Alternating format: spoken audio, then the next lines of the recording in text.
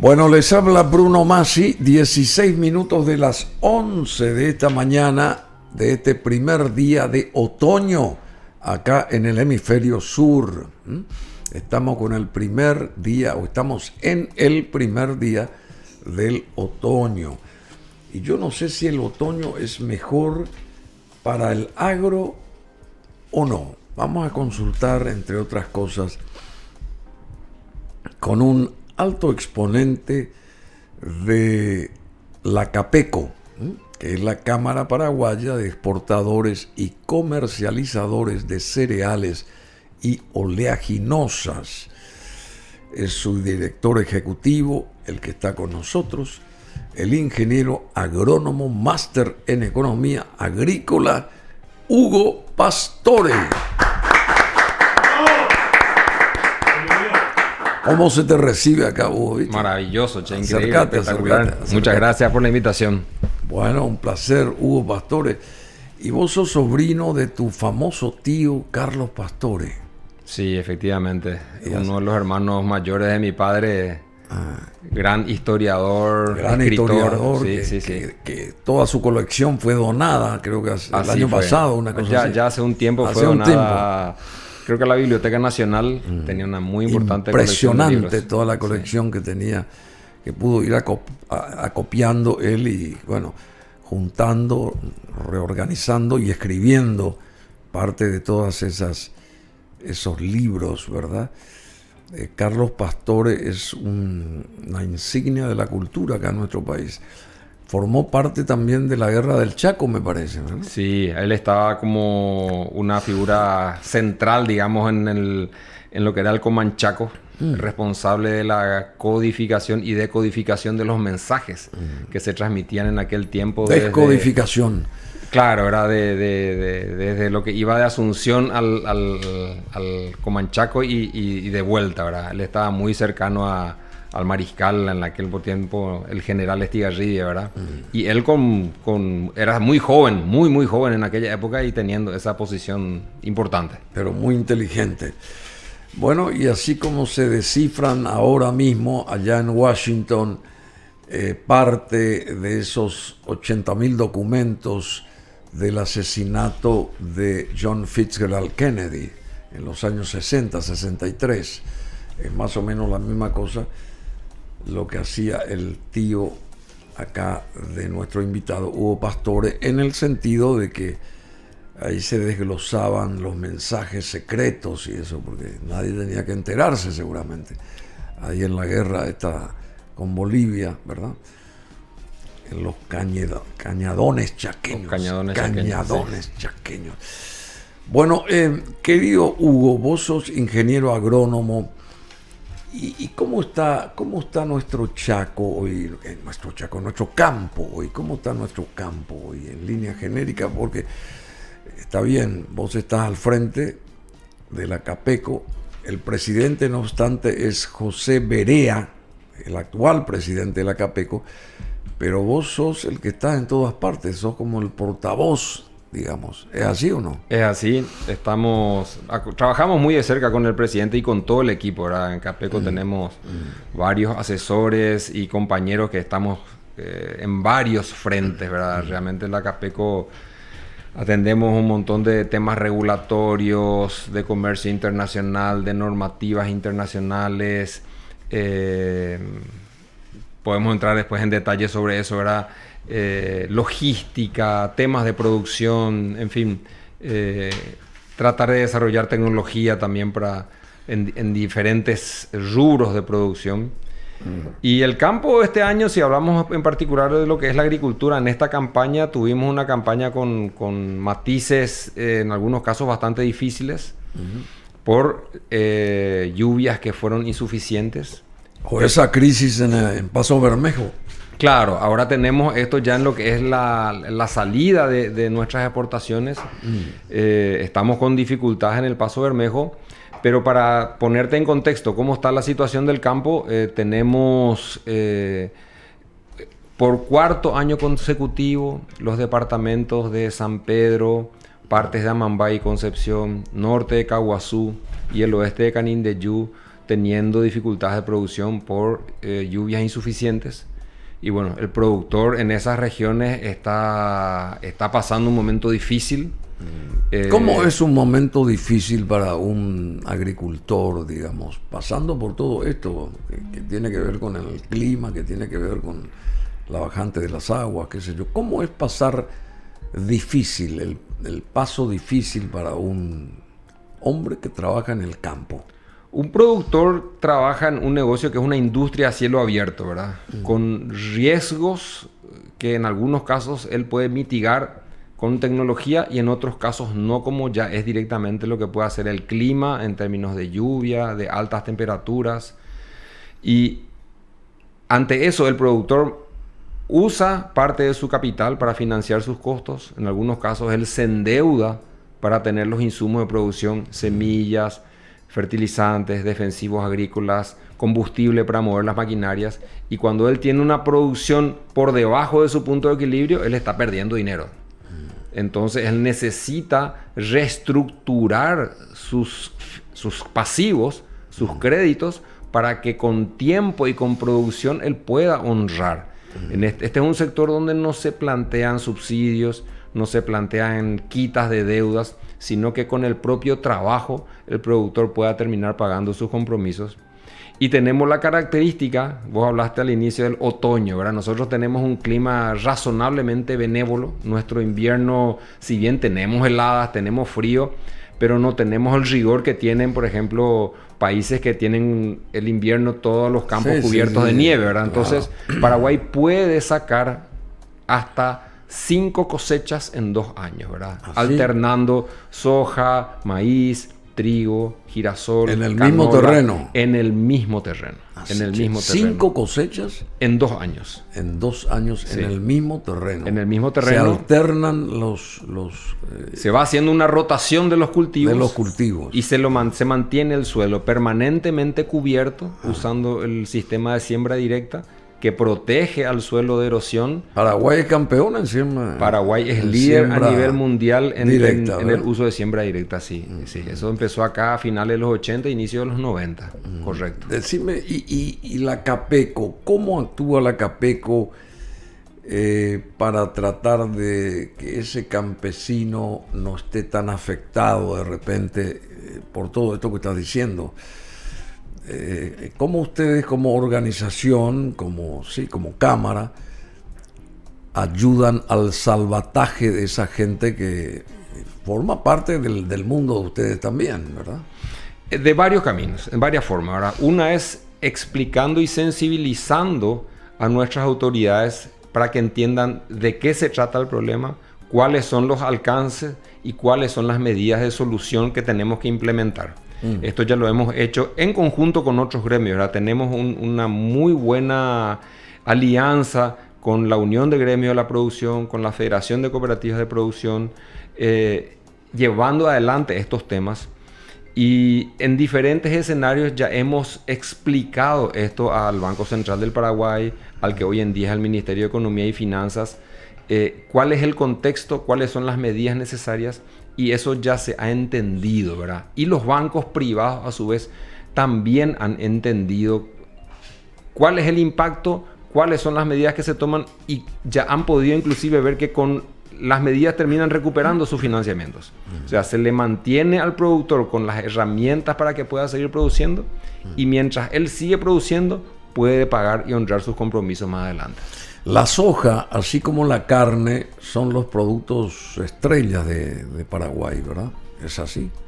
Bueno, Paraguay tiene una condición de ventaja competitiva para producir estos rubros, ¿verdad? Somos un país donde tenemos, por lo que decíamos recién, podemos llegar a sacar 5 cultivos en 2 años. Tenemos suelo fértil, suficiente lluvia y con el desarrollo de tecnología inclusive hemos podido ir avanzando a regiones que se consideraban marginales, ¿verdad?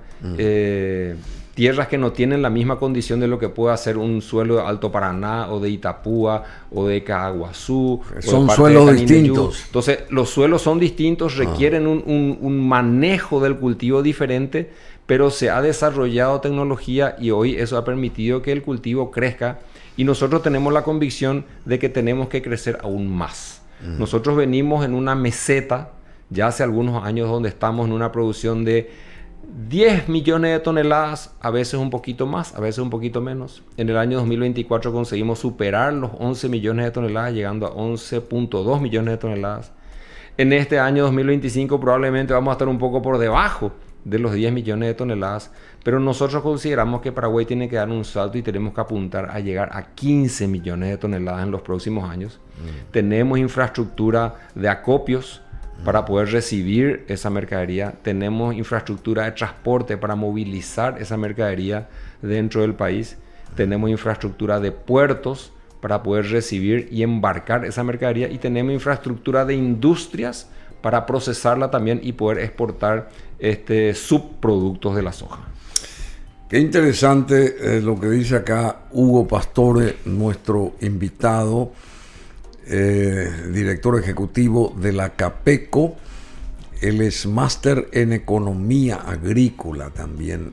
¿Vos estudiaste acá en todo lo que sabes? ¿Lo estudiaste acá en Paraguay o saliste afuera? La universidad la hice aquí en Paraguay y el posgrado lo hice en el exterior. ¿Dónde mismo? En la Universidad Católica de Chile. Ah, en Chile. Ah, la pucha. Sí. Chile es una gran nación, che. ¿Y cómo estamos la cuestión esta de los factores de la caída de los precios, por ejemplo? Después está la cuestión esta de la carne, la negociación con Taiwán, y yo quisiera con otros mercados también, como el de Japón, quisiera que llegue nuestra carne ahí, personalmente, ¿verdad? Y Corea del Sur, y bueno, pero el desempeño de exportadores, desempeño de los exportadores, ¿cómo se evalúa el desempeño de las principales empresas exportadoras de soja, en este caso en Paraguay, en un contexto actual? ¿Cómo se sabe? Porque la soja Paraguay está entre uno de los mercados más importantes de soja. Paraguay es uno de los principales productores y exportadores a nivel mundial. Si bien es cierto, si nos comparamos con nuestros dos grandes vecinos, Brasil y Argentina, no somos nada. Somos relativamente pequeños, ¿verdad? Brasil realmente no para de crecer. Está aumentando su producción en el complejo de soja y maíz año tras año. Y también con ventajas competitivas para hacerlo.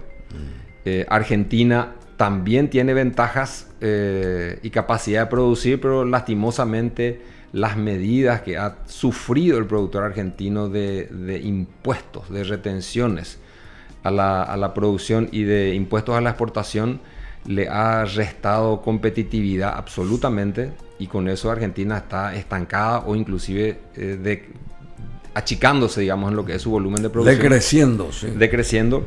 Y bueno, y nosotros como Paraguay tenemos que ser muy eficientes, somos un país mediterráneo, tenemos que saber usar muy eficientemente nuestra hidrovía. Es nuestra puerta de salida de exportaciones y de entrada de nuestras importaciones.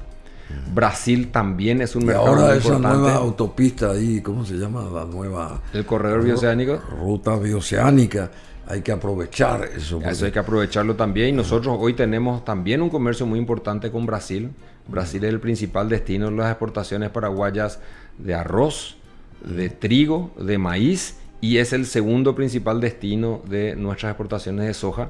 Y hoy en día la infraestructura que tenemos para hacer esas exportaciones, Puente de la Amistad, cruce en balsas por el lago Itaipú desde dos localidades, Puerto Indio e Itaipú Puna del lado paraguayo, que confluyen a un lugar que se llama Santa Elena en el estado de Paraná, en Brasil.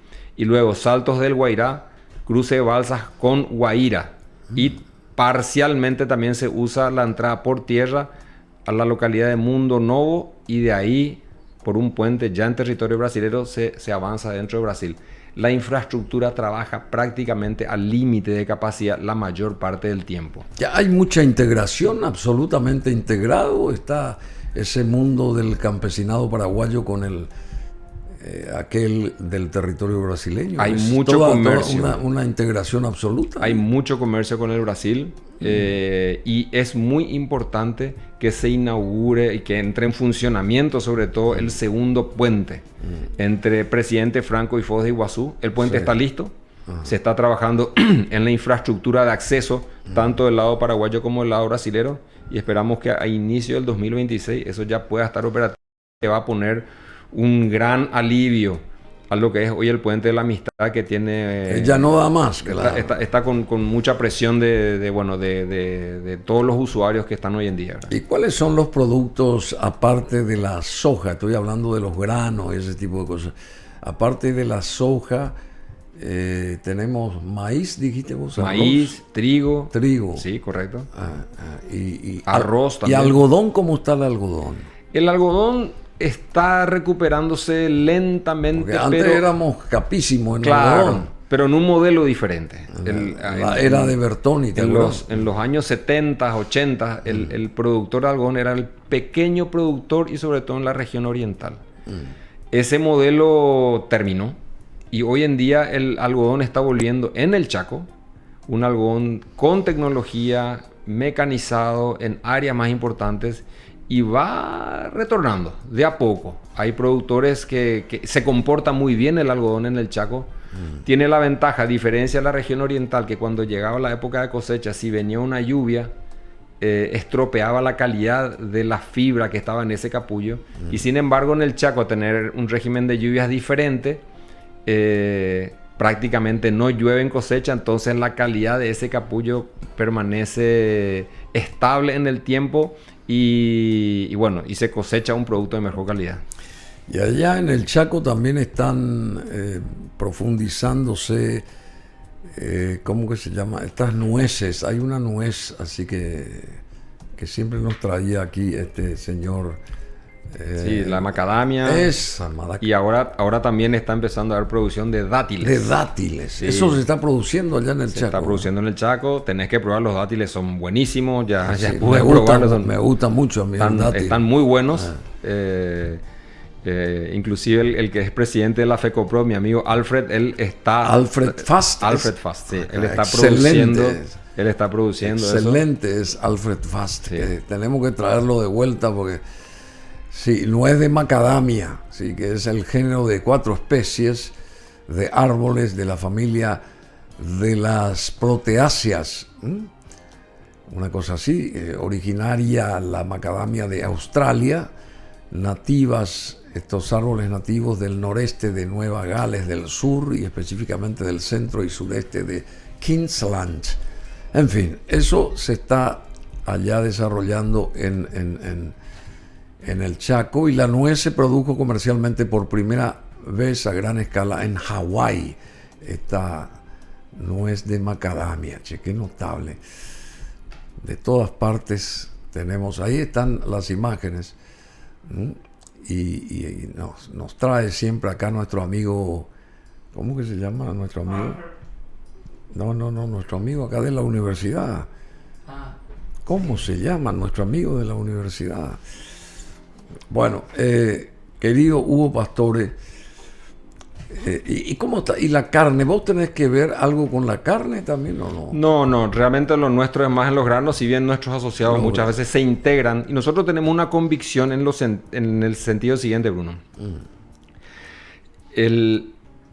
Se habla mucho de la industrialización, ¿verdad? Y de la agregación de valor, ¿verdad? Nuestra convicción es que el verdadero agregado de valor empieza ya en el campo, cuando este productor, todos los años, en Paraguay se siembran un poquito más de 3 millones de hectáreas de soja, y el productor en insumos de producción está poniendo en el suelo todos los años alrededor de 1.500 millones de dólares. Corriendo todos los riesgos de ser una industria a cielo abierto. Luego, esa soja se cosecha, se la convierte en alimento animal, y esa proteína vegetal se tiene que convertir en proteína animal, la carne, ¿verdad? Entonces, el crecimiento de la integración para producir carne de cerdo, carne de pollo, para nosotros ese es el camino que tenemos que seguir transitando, porque ahí podés involucrar a cualquier tipo de productor en cuanto a tamaño. Puede ser un productor pequeño, no necesita demasiada superficie, y en esa pequeña área que tenga, él puede ir aumentando su producción. Sí, cosechando, ¿verdad? Bueno, Ronald Ditze, vos lo conocías, Ronald Ditze. Claro, es una persona referencial acá en el mundo del agro eficiente y sostenible. Hay que trabajar para fortalecer justamente la estabilidad del sector. Dicen muchos la fuerza que impulsa el crecimiento. El crecimiento de un país se lo da a través del agro. ¿Y qué cantidad de, más o menos, de productores, estancieros o productores están formando parte de la Capeco, más o menos? Capeco es un gremio donde está fundamentalmente el eslabón de la cadena que hace a la comercialización y a la exportación, ¿verdad?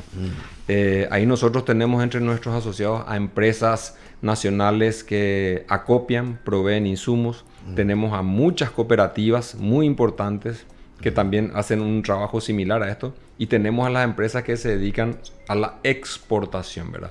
La exportación, como hablábamos hace un ratito... ¿Cuáles son esas empresas, grandes empresas que exportan? Hay exportadoras locales y hay exportadoras internacionales también, ¿verdad? Y las internacionales, por ejemplo. Entre las internacionales tenemos a Viterra, tenemos a Cofco, tenemos a Sodrugesvo, tenemos a Maggi, por citar algunas, ¿verdad? Cofco no es de capital chino. Cofco es de origen chino, sí, correcto. De origen chino de continental, de Pekín. Correcto. ¿Y cómo se conjuga eso con el interés de Taiwán para con nuestros cereales y qué sé yo, nuestra producción, nuestra relación diplomática? Realmente hemos hecho esfuerzos para que la soja paraguaya pueda volver a ir a Taiwán. Nos han comprado en el pasado. Para nosotros la premisa básica, Bruno, es tener la mayor cantidad posible de mercados habilitados y listos para que podamos comercializar. ¿Cuántos son ahora? Son más de 50.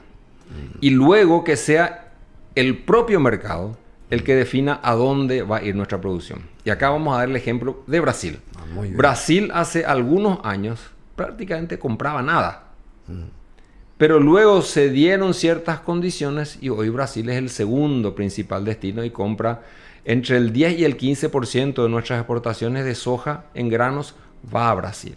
Argentina es el principal destino ya hace varios años, comprando aproximadamente el 80% de nuestras exportaciones de soja en granos va a Argentina. ¿El 80%? Sí. Y solamente el 10% a Brasil. Correcto. Y anteriormente... ¿Por qué hay tanta diferencia? Y te voy a explicar. Anteriormente Rusia también era un gran actor que hoy en día perdió competitividad. ¿Por qué? Porque la logística para hacer nuestras exportaciones a la Argentina es muy sencilla.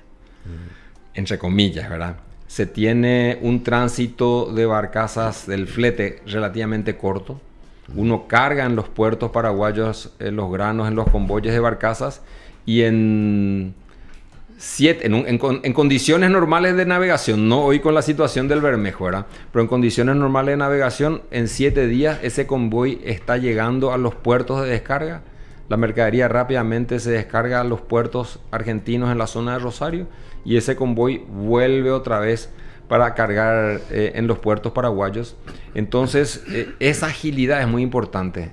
Anteriormente, en el periodo hasta el 2015, el mercado argentino estuvo cerrado por cuestiones de política impositiva argentina y teníamos que ir a Europa, teníamos que ir al Cercano Oriente, a Turquía, y esa es una logística que tiene mucha más complejidad. Hay que llevar el grano en las barcazas, bajar a un puerto, luego subir a un barco y ese barco tiene que transitar otra vez hasta su destino final. Bueno, y por ejemplo, la sostenibilidad y la calidad.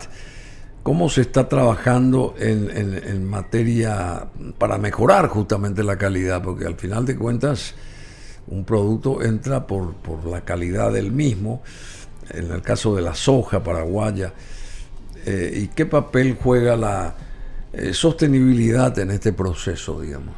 Bueno, nosotros hacemos un análisis de 3 patas de la sostenibilidad. La sostenibilidad tiene su aspecto económico, su aspecto social y su aspecto ambiental. O sea, ¿cómo se sostiene en el tiempo? En el tiempo. Se tienen que cumplir, estas 3 patas tienen que sostener, digamos, dar soporte a la sostenibilidad. ¿Y qué ha hecho Paraguay en estos últimos 20 años? Se ha reducido la pobreza, analizando lo económico, en un 50%. Así que...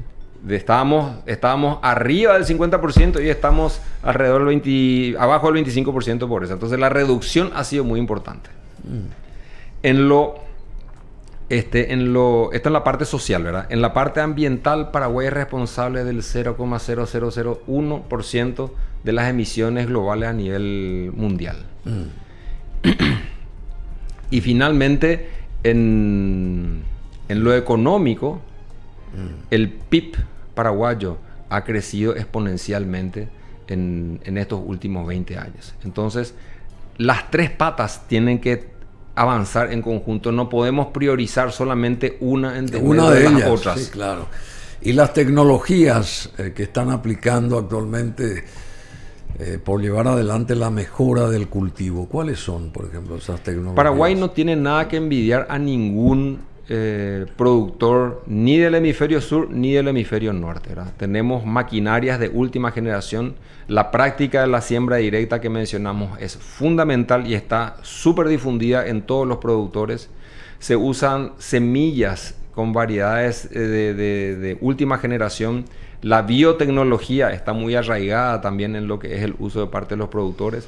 Se usa lo que se llama la agricultura de precisión, con intervención satelital para saber, bueno, exactamente qué es lo que hay que hacer en cada pedazo del terreno. Entonces, realmente el tipo de maquinarias que se usan, minimizando las mermas, el almacenaje, en fin, realmente hay una altísima tecnología para generar la mayor eficiencia posible a nivel de productor y comercialización. Bueno, creció entonces el número de aplicación de la siembra directa, o todavía está muy... Esa cuestión del arado, ¿sigue vigente lo del arado o ya está desechado completamente? No, eso está... Prácticamente te diría que es un objeto de museo, ¿verdad? Ya no se usa, ¿verdad? Ya nadie se va así a abrir los surcos así con él. Inclusive nosotros estamos apoyando a grupos de productores en el norte de Itapúa, donde tenemos productores que conforman la Asociación Paraguaya de Siembra Directa Atracción Animal. Atracción fatal. Es con bueyes y con maquinaria. Para un muy pequeño productor se hace igual la siembra directa, ¿verdad? Bueno, Martín Cubilla Nogués, ¿vos lo conoces? Sí, le conozco a Martín. Ese es un capo. Y él es el que lleva adelante todo esto de la siembra directa y cada año o cada 2 años, no sé cuándo, reúne ahí a una cantidad impresionante de gente que viene de Brasil, de Argentina, del Uruguay, de todas partes del mundo. Y él es uno de los también referentes. Presidente de la Federación Paraguaya de Siembra Directa hoy en día. Él es fabuloso, Martín, y una persona brillante, un don de gente, una persona noble, espectacular. Bueno, y estas políticas agrarias en líneas genéricas, ¿cuáles son esas políticas agrarias de Paraguay, digamos? ¿Por qué nos diferenciamos nosotros con los otros países, digamos? A pesar de que tenemos un territorio más pequeño, pero lo que se produce acá, evidentemente, tiene connotación, ¿verdad? Bueno, nosotros tenemos por un lado, Bruno, una clave que es la seguridad, ¿verdad? El productor necesita tener seguridad para producir, y esa seguridad entendida en varias dimensiones, ¿verdad? Que su propiedad sea respetada, que su producción, cuando él está avanzando en el ciclo de producción, eso sea respetado, que la tecnología que hoy está aprobada y autorizada por nuestras autoridades no sea objetada por cualquiera, que de repente hay gente que viene y dice, no, acá no se puede hacer tal cosa, siendo que eso está debidamente probado y autorizado por nuestras autoridades. Pero hay respeto en eso, se respeta. En algunos lugares muy puntuales hay veces que hay conflicto y ataque, sobre todo a pequeños productores, que otra vez son los más vulnerables. ¿Y quiénes son los atacantes? ¿Los y brasiguayos? No, son muchas veces también campesinos radicalizados, ¿verdad? Que con ideología y no con tecnología van y atacan a estos... Asustan. Claro, ¿verdad? Con ideología y no con tecnología. Son hostiles, ¿verdad? Han habido quema de producción, no permiten entrar a cosechar, entre comillas, ¿verdad? Se tienen que ir con la fuerza pública. Lastimosamente, nosotros defendemos la bandera de que necesitamos que hayan menos campesinos y más productores. Que realmente se dediquen a producir, y hemos visto una evolución súper interesante de campesinos que se han integrado a la cadena productiva. Recordemos que este es un producto, en el caso particular de la soja, del maíz, del trigo, que el productor decide cuándo vender y es dinero en efectivo. No es que de repente alguien dice, no tengo mercado. Pasa a veces con las verduras, con el tomate, con frutas, no hay mercado. Este es un rubro donde está garantizada la liquidez del producto. El productor entrega, si él quiere fijar precio hoy, fija hoy. Si quiso fijar antes, él puede fijar antes. Si quiere fijar mañana o pasado mañana, él decide cuándo le pone el precio. El precio es muy transparente, muy abierto, con mucha competencia en el mercado.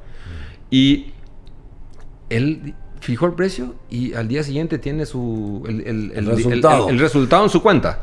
O sea que los productos del campo tienen mercado todo el año. Es un mercado garantizado, es un producto súper líquido, y es así que Paraguay ha aumentado la producción desde sus inicios. Cuando hablábamos Capeco con 45 años de vida. Claro, Capeco tiene 45 años justamente de actividad gremial. Capeco, la Cámara Paraguaya de Exportadores y Comercializadores de Cereales y Oleaginosas, está cumpliendo, ya cumplió 45 años de actividad gremial, así que... Acabamos de cumplir jóvenes 45 años. Claro, jóvenes 45 años. Decime, y las perspectivas, o sea, perspectivas de cosecha, por ejemplo, ¿cuáles son esas expectativas para las próximas cosechas, tanto de soja como, qué sé yo, comparando con los años anteriores? ¿Va en avance esto o no? La cosecha de este año está prácticamente terminada. Queda poco y nada ya de lo que llamamos nosotros la zafra de primavera-verano. Esto fue sembrado ahí por septiembre, octubre del año 2024 y se cosechó ahora desde finales de enero y estamos ahora ya en cierre en este mes de marzo, ¿verdad? Tenemos en desarrollo lo que llamamos las safriñas o cultivos de segunda zafra, donde tenemos en desarrollo maíz de safriña y soja de safriña. Con estos resultados de soja de safriña que se va a cosechar probablemente durante finales de abril y mayo, vamos a poder tener un dato ya bastante aproximado de números de cierre de lo que es la producción de soja. Va a ser una campaña inferior a la expectativa, que era hacer algo similar a la campaña pasada. Estimamos nosotros que estaremos alrededor de un 15% menos.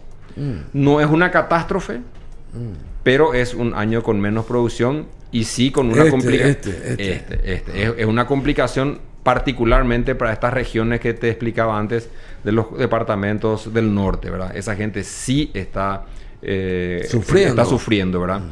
¿Y cuál sería el futuro del sector sojero, según vos? A ver si se trabaja con ahínco, si se trabaja metódicamente.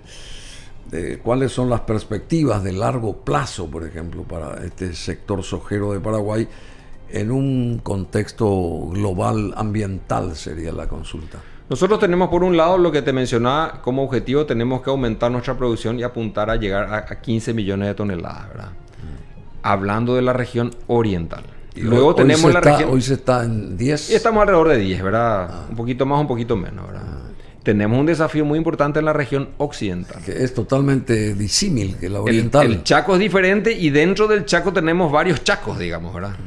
Nosotros vamos a hacer el 10 de abril la cuarta edición de lo que llamamos el Rally de la Soja, que es un rally de conocimiento. ¿Cómo es eso? El Rally de la Soja, la primera edición se hizo el 10 de abril. Se hizo en la zona de las colonias menonitas. La segunda edición se hizo en la zona de Mariscal Estigarribia. Sí. La tercera edición se hizo en la zona de Infante Rivarola La Patria. Y esta cuarta edición se va a hacer en Agua Dulce. Y son realidades completamente diferentes, modelos productivos distintos. Y lo que hacemos es invitar a productores de esas regiones a que nos reciban y que puedan ellos contar sus propias experiencias, sus aciertos, sus errores, sus dificultades, sus ventajas, su modelo productivo que en la mayoría de los casos está integrado también con la producción de carne vacuna ganadera. Y es bueno eso, ¿verdad? Es un rally de conocimiento y de compartir experiencias entre productores. Eso ahí tenemos imágenes de la edición pasada, 2024, del rally de la soja, sería, que ahora se va a realizar en la lejana Agua Dulce de Santa María. Así es. ¿Cuándo va a ser eso? El 10 y 11 de abril. Ah, de abril, ahora nomás. Ya nomás. Este evento está organizado entre el 10 y 11 de abril por la Cámara Paraguaya de Exportadores y Comercializadores de Cereales y Oleaginosas, CAPECO, y busca compartir conocimientos y experiencias entre productores, técnicos, inversionistas, representantes del sector bancario para potenciar el desarrollo integral del Chaco basado en la agricultura y la ganadería y en el uso correcto del suelo. La actividad, creo que es el papá de Él es el papá de Martín, sí, correcto. Bien, el ingeniero Cubilla, que es nuestro asesor agrícola en la capital. Fabuloso este señor. La actividad se llevará a cabo, ya decíamos, el 10 y 11 de abril en la comunidad de Agua Dulce de Santa María, a casi 900 kilómetros al norte de la capital del país. Y ahí están el ganado también, que tiene que ser potenciado, entre paréntesis, el hato ganadero también tiene que ser potenciado. ¿Te dicen eso, Hugo Pastore, así como ingeniero agrónomo? ¿Qué te dicen de la parte del hato ganadero o del hato ovino, que está muy carente al parecer, el hato ovino también? La ganadería es mi primer amor como ingeniero agrónomo, ¿verdad? No, realmente la ganadería viene también sufriendo las dificultades de clima, y esta falta de forraje como consecuencia ha obligado a muchos propietarios a tener que achicar el hato, y bueno, esperamos que esto se pueda revertir en breve plazo y volver a recomponer de nuevo nuestro hato a los niveles que teníamos antes e inclusive poder superar. Pero esas imágenes de apoyo que se veían ahí muestran justamente la integración de lo que es la producción agrícola con la producción ganadera, que creemos que es sin ninguna duda parte de lo que va a apuntalar el crecimiento de la producción en el Chaco. Se da un fenómeno que muchas veces en el Chaco lo que se tiene que hacer es ir rotando las parcelas donde se hace producción. Decime, ¿cuál es la imagen de Paraguay desde la perspectiva del agronegocio, del campo? A pesar de que tenemos un territorio relativamente pequeño, ya que mencionabas a los grandes países que están al lado nuestro, pero ¿cuál es la imagen en ese aspecto de productividad, de seriedad, de producción que tiene Paraguay?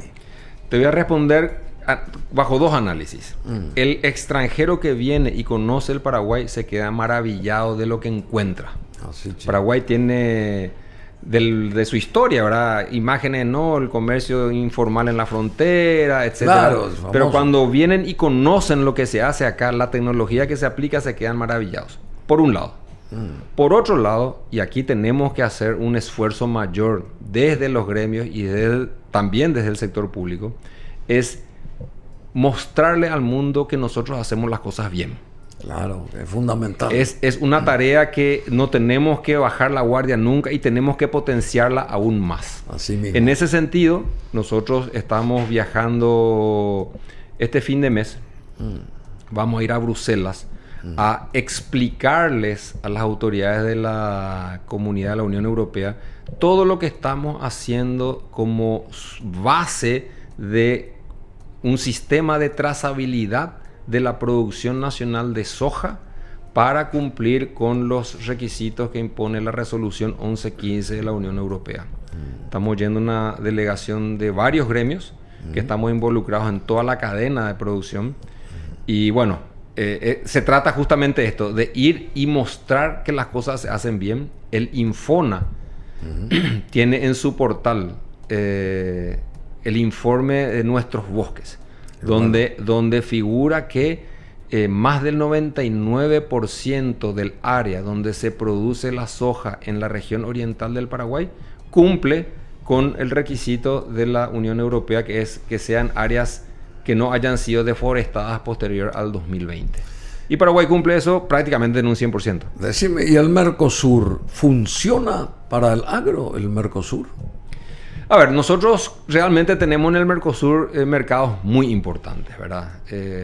Nuestra ubicación geográfica nos permite acceder muy fácilmente tanto a Argentina, como hablábamos, a través de la hidrovía, como a Brasil a través de la vía terrestre, ¿verdad?